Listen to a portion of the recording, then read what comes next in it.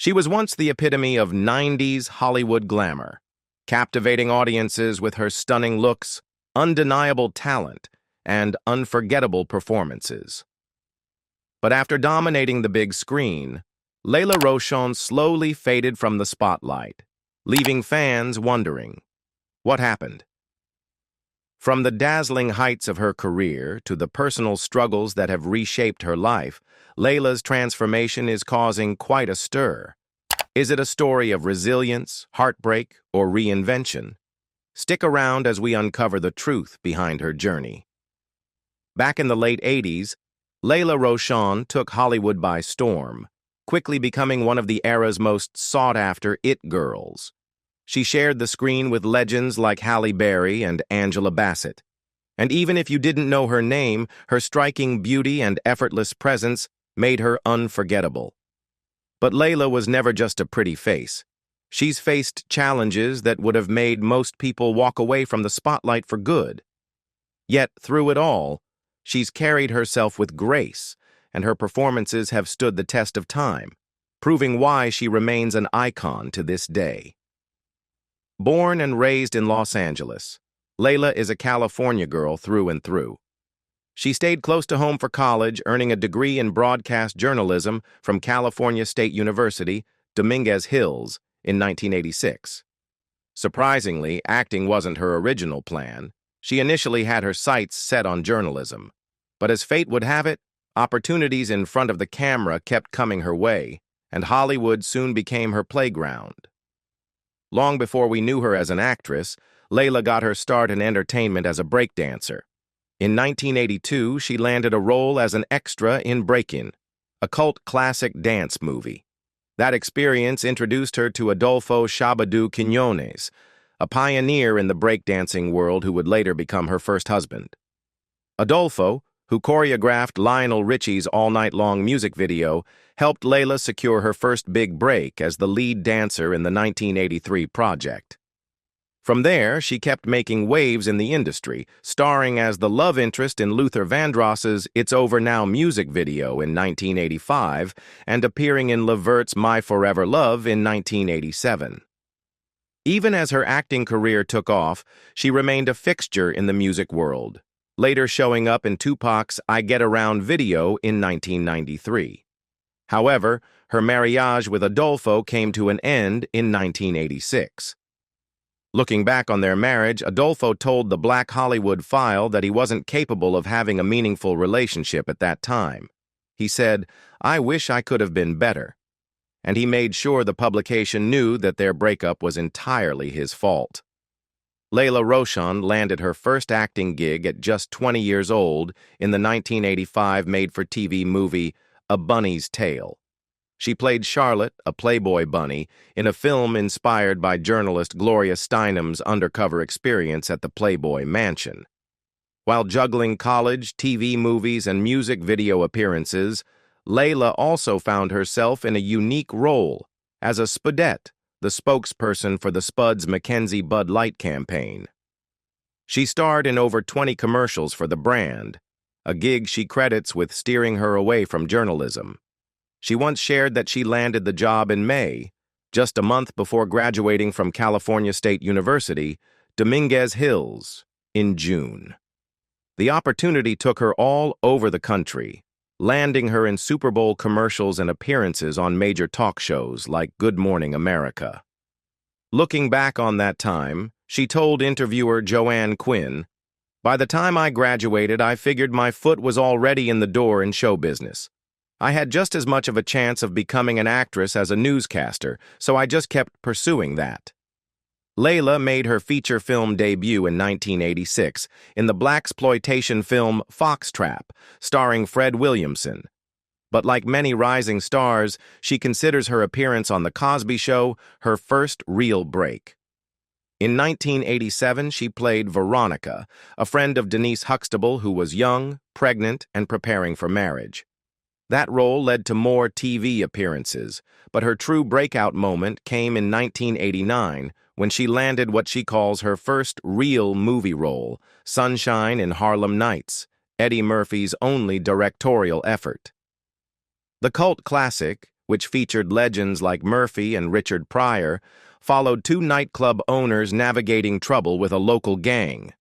Lela played Sunshine, a captivating call girl recruited to seduce and distract their enemies. At just 25, Lela Rochon was the youngest member of the Harlem Nights cast, working alongside comedy legends like Red Fox and Della Reese. Reflecting on the experience, she admitted, "It was very scary, my first time out there in a film, and Eddie's films seemed to get a lot of attention, so it was kind of good just to be thrown out there." Despite her nerves, Harlem Nights was a massive success, earning $95 million at the box office against a $30 million budget. As her career gained momentum, Lela landed a guest spot on The Fresh Prince of Bel-Air in 1991, playing Cindy, one of Will Smith's love interests. She had auditioned for the show multiple times, including for the role of Hilary Banks, though that part ultimately went to Karen Parsons. Looking back, she told the Indianapolis Recorder, "I was still kind of fascinated with the role of Hilary, like, why didn't I get that part? But it made sense when Karen did it because she had such a specific take on it. That was her part, she really owned it. So I was a fan of the show.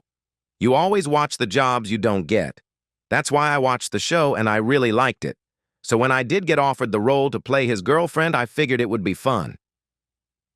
The following year, Lela reunited with Eddie Murphy for the romantic comedy Boomerang, 1992. Eddie, who had a hand in shaping the story, personally suggested Lela for the role of Christy, proving that her Harlem Nights performance had left a lasting impression. In Boomerang, 1992, Lela Rochon played one of Eddie Murphy's love interests, and she was thrilled that all of her scenes were one-on-one with him in a comedic setting. It was an exciting opportunity to showcase her talent alongside one of Hollywood's biggest stars. But her true breakthrough came in 1995 when she landed a leading role in Waiting to Exhale, starring alongside Whitney Houston, Angela Bassett, and Loretta Devine. The film, based on Terry McMillan's best-selling novel, follows four friends as they navigate love, heartbreak, and self-discovery. Lela played Robin Stokes, a successful career woman struggling to find a worthy partner after ending an affair with a married man. However, getting the role wasn't easy. At the time, Lela wasn't considered a big enough name to even land an audition, until Terry McMillan personally advocated for her. She later shared with Oprah Winfrey just how hard she fought for the opportunity. "I had a really hard time being seen for the part. I couldn't get an audition. I wrote a letter to Forrest. I carried around a folder that said, 'Exhale.' I asked everybody that I knew if they knew Terry McMillan or Forrest Whitaker. I found somebody who knew Terry, begged her to talk to Forrest for him to see me. I said, 'Please give me 10 minutes. No, give me 5. Just get me in the door.' I fought so hard for it because I felt very right for Robin. And the fact that Whitney was already cast was huge to me. It was my first time in a lead role." Waiting to Exhale was a huge box office success, earning $81.45 million worldwide and securing its place as a cultural classic. The film was one of the top releases of the year, and its impact has endured for decades. Lela's performance as Robin Stokes earned her an MTV Movie Award nomination for Best Female Breakthrough Performance and an NAACP Image Award nomination for Outstanding Supporting Actress in a Motion Picture. With that, Lela Rochon officially became a household name. She continued building her career, starring in the first season of The Wayans Brothers as Lisa, Shawn Wayans' girlfriend. She later took on a lead role in Why Do Fools Fall in Love, 1998, sharing the screen with Halle Berry, Vivica A. Fox, and Lorenz Tate. The following year, she starred alongside Jamie Foxx in Any Given Sunday, 1999. In 1998, Lela traveled to Hong Kong to promote her film Knock Off, alongside Jean-Claude Van Damme. At the same time, director Antoine Fuqua happened to be in the city working on a different project. The night Britain handed Hong Kong back to China, the city was alive with celebration. It was at one of these parties that Lela and Antoine first met, and according to her, it was pretty much love at first sight. She later told Jet magazine that their first date lasted from day into night, stretching for hours as they got to know each other. From that moment on, she just knew they were meant to be. In April 1999, Lela and Antoine tied the knot, officially beginning their journey as husband and wife. Along with marriage, Lela also embraced her role as a stepmother to Antoine's son, Zachary, from a previous relationship. 2 years later, she became pregnant. At the time, she was juggling an intense work schedule, sometimes clocking in 16 to 20-hour days. She later admitted to Jet magazine that the demanding pace left her exhausted and overwhelmed. Then, at 5 months pregnant while on set, her water suddenly broke.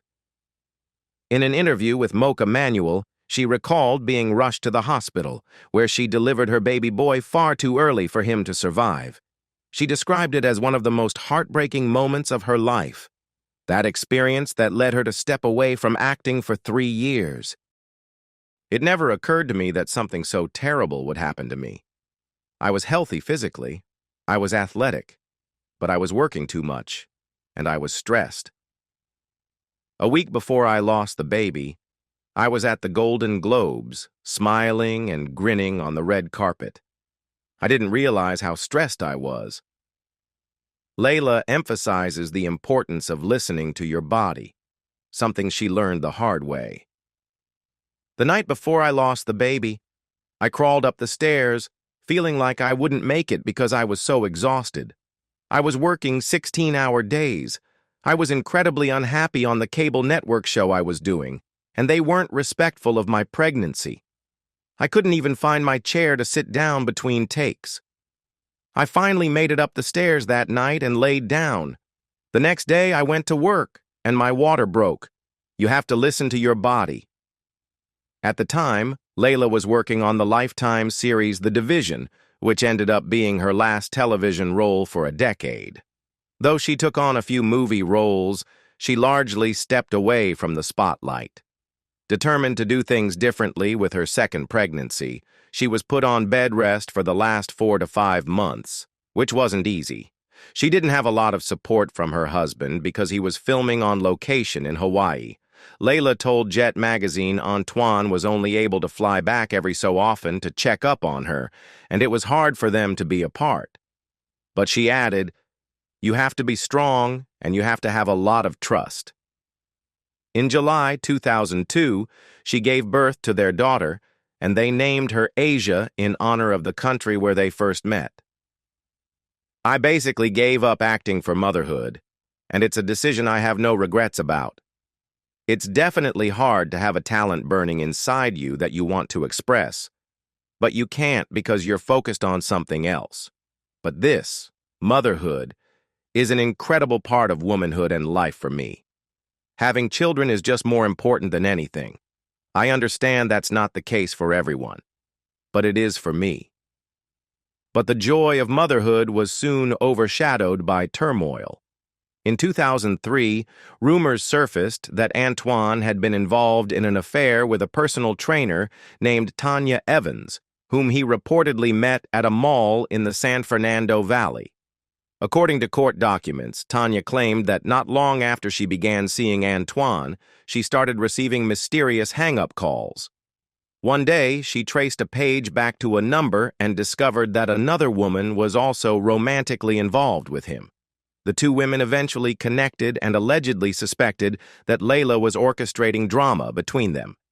Despite the controversy, Lela gave birth to their son, Brando, in 2004, and for a while things seemed to settle down.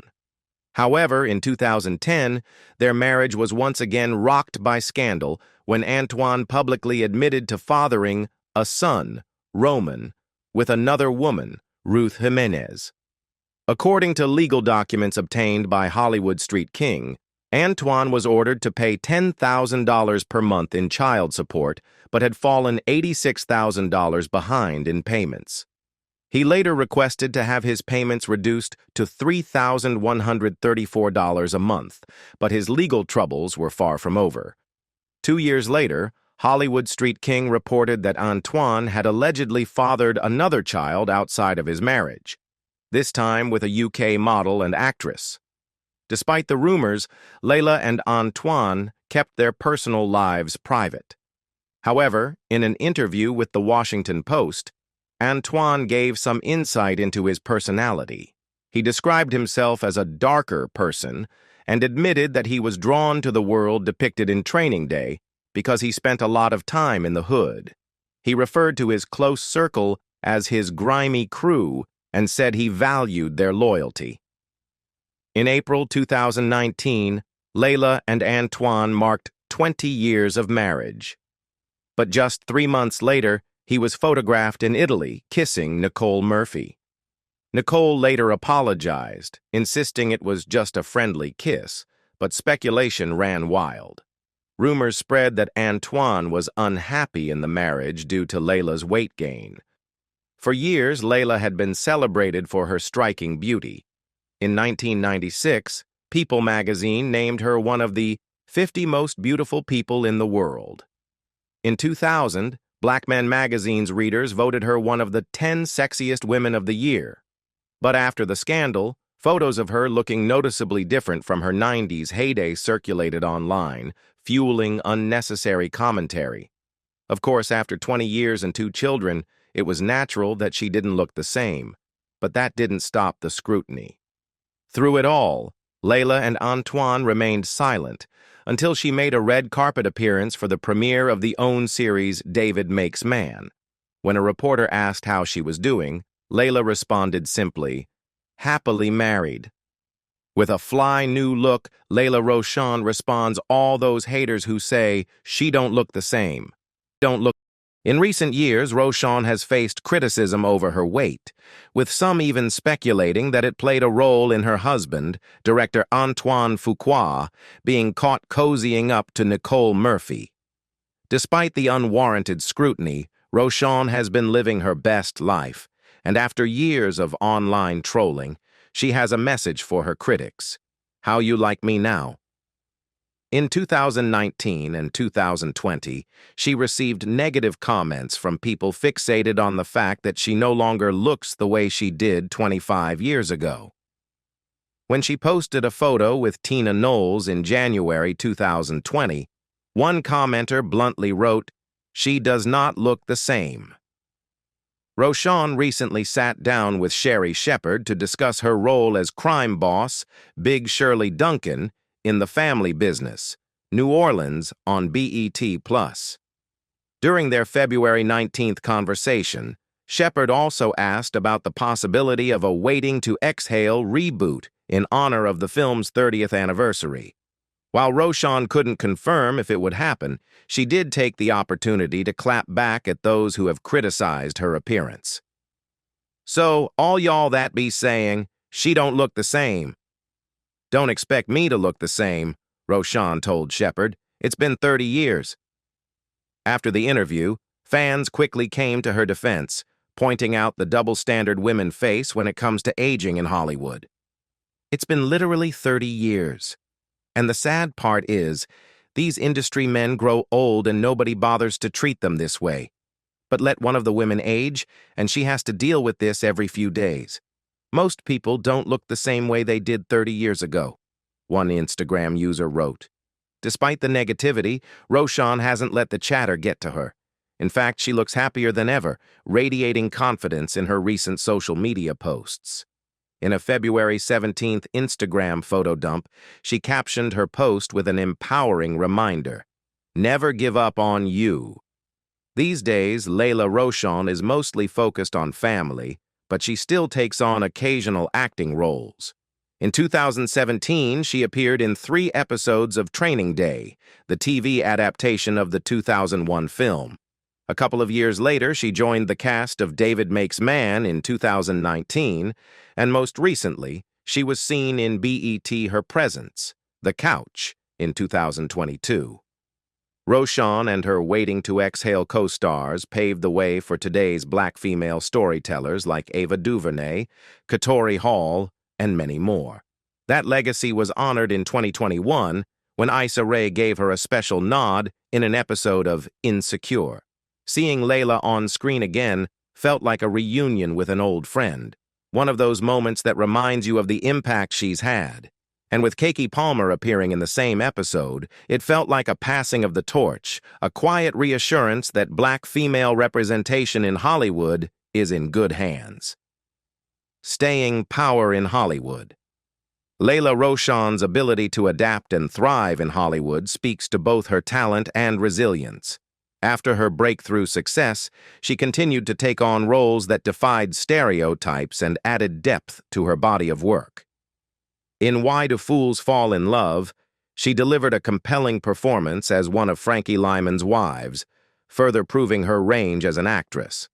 From romantic comedies to dramas and action films, her versatility allowed her to remain relevant in an ever-evolving industry. Beyond film, Rochon has made her mark on television as well. Her work in TV series and made-for-TV movies has been well received, further cementing her legacy. By diversifying her roles across different genres and platforms, she has not only expanded her fan base, but also demonstrated a keen understanding of the entertainment industry's shifting landscape, philanthropy, and net worth. While Lela Rochon's professional success is well known, her personal life and philanthropic efforts are just as meaningful. She has always maintained a low-key lifestyle, prioritizing her family while balancing her career. Beyond Hollywood, Rochon has dedicated time to giving back, supporting charitable organizations focused on education and the arts. Though she doesn't often seek the spotlight for her philanthropy, her efforts reflect her belief in using her platform for positive change. Her journey from an aspiring actress to an established Hollywood talent is a testament to perseverance, smart career choices, and undeniable talent. With a net worth of $60 million in 2024, Rochon has built a lasting legacy, both on and off the screen. That's a wrap for this video. Thanks for hanging out with us. If you enjoyed it and want to hear more, don't forget to subscribe to our channel and hit the bell icon so you'll be notified when the next video drops. See you next time.